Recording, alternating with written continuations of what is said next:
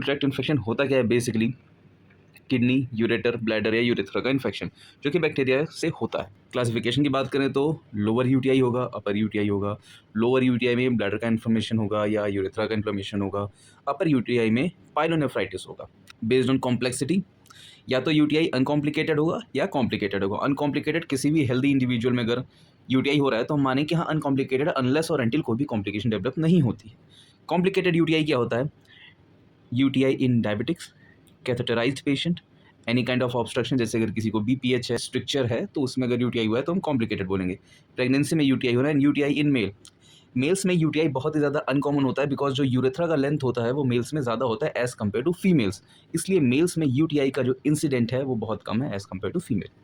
अब ईटियोलॉजी की अगर बात कर लें तो मोस्ट कॉमन हमारा आ जाता है ई कोलाई, उसके बाद Klebsiella, Proteus, then Staphylococcus. Now risk factors की अगर बात करें, फीमेल बिकॉज यूरेथ्रा छोटा होता है, sexual activity, pregnancy, diabetes, catheterisation, urinary obstruction जैसे स्टोन्स हो गया, प्रोस्टेट हो गया।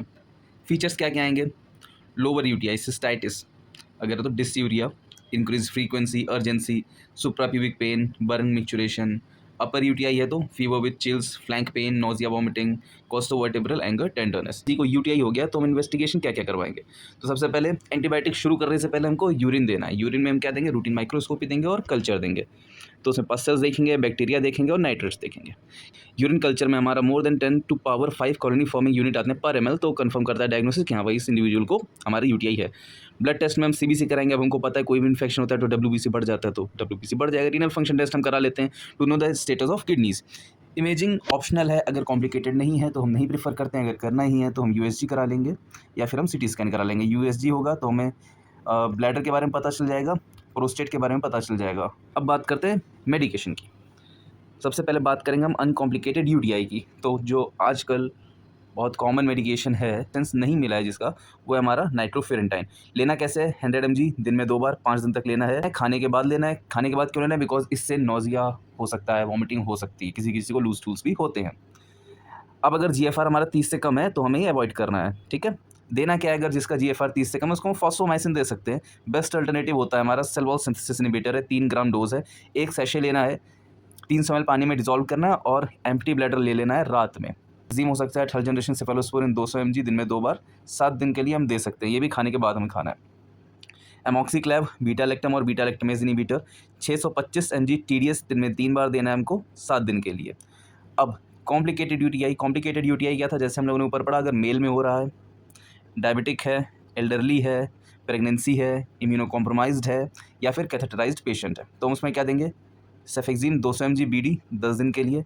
एमॉक्सीक्लेव दे सकते हैं 625 mg TDS। Ofloxacin 200 mg BD हम यूज़ कर सकते हैं। Always send urine culture before starting antibiotics, because उसके बाद हमें कुछ मिलेगा नहीं।